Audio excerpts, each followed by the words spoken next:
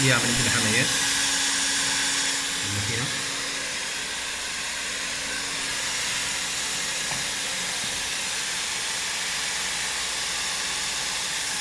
طبعا عملية التسخين، لحام التسخين. شوف بعد اللحام بيكون كيف.